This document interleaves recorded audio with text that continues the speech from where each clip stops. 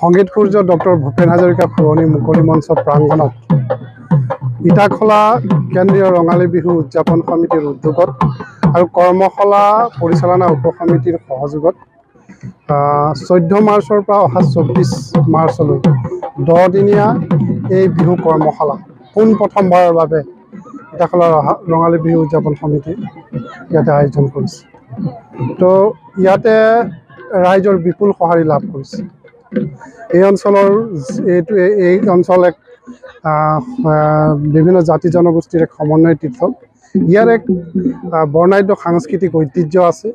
এই ঐতিহ্যক এটা নতুন মাত্ৰা দি এই বিহু কৰ্মশালাত এই অঞ্চলৰ প্ৰতিটো জাতি জনগোষ্ঠীৰ ৰাইজৰ ধৰ্মৰ মানুহৰ এক ব্যাপক আৰু বিপুল সঁহাৰিৰে আজিৰ এই কৰ্মশালা আজি 6 দিনত ভৰি দিছে।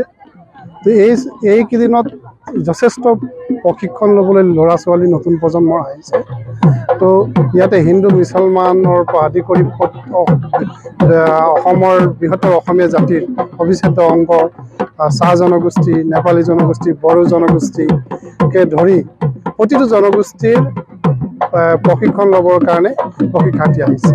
তো আমি সকলোকে ধন্যবাদ জনাইছোঁ এই অঞ্চলৰ সকলো জনগোষ্ঠীৰ ৰাইজক যে ইটাখলাৰ যিটো দীঘলীয়া ঐতিহ্য আৰু পৰম্পৰা আছে, সাংস্কৃতিক ঐতিহ্য আছে, ইয়াক এটা নতুন মাত্ৰা দি এই যি ইয়াত প্ৰশিক্ষণ ল'বলৈ আহিছে, এই প্ৰশিক্ষণে আমাৰ এই অঞ্চলৰ সাংস্কৃতিক জগতখনক আৰু এক বৰ্ণাঢ্য ৰূপ দিয়ে।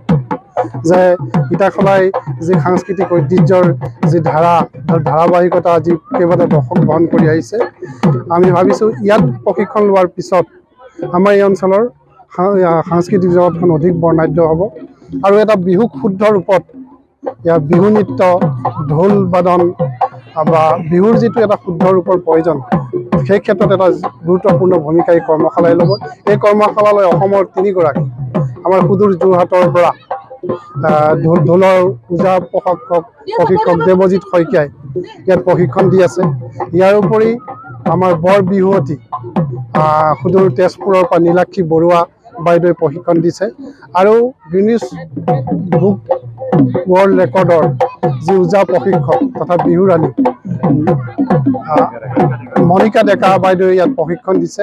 তেখেতসকলে যথেষ্টখিনি কথা ইয়াত ল'ৰা ছোৱালীক প্ৰশিক্ষকসকলক শিকাইছে, খুব সহায়ক হ'ব। আমি এই 3 গৰাকী প্ৰশিক্ষককো ধন্যবাদ জনাইছোঁ যে ইটাখলাৰ নিচিনা তুলনামূলকভাৱে পিছপৰা অঞ্চল এই অঞ্চললৈ আহি এই অঞ্চলৰ বিহুৰ এক সুন্দৰ পৰিৱেশ ৰচনাৰ ক্ষেত্ৰত তেখেতসকলে যি ধৰণৰ সঁহাৰি দিছে, আমি প্ৰশিক্ষকসকলকো ধন্যবাদ জনাইছোঁ। আৰু এই অঞ্চলৰ প্ৰতিটো অনুষ্ঠান প্ৰতিষ্ঠান এই অঞ্চলৰ ইটাখলা বালিজুৰি সীমান্তৱৰ্তী প্ৰতিটো অঞ্চলৰ ৰাইজে আমাৰ কেৰাণী পাম, ডবাকটা, কমলাবাৰী, আমাৰ ডিকৰাই চাহ বাগিচা আৰু প্ৰতিটো প্ৰান্তৰে প্ৰশিক্ষণ ল'বলৈ আহিছে। গতিকে আমি সকলোকে ধন্যবাদ জনাইছোঁ। আৰু কি সামৰণি অনুষ্ঠান হ'ব, এই সামৰণি অনুষ্ঠানত আমাৰ কেইবাগৰাকীও অতিথিক আমি আমন্ত্ৰণ জনাম।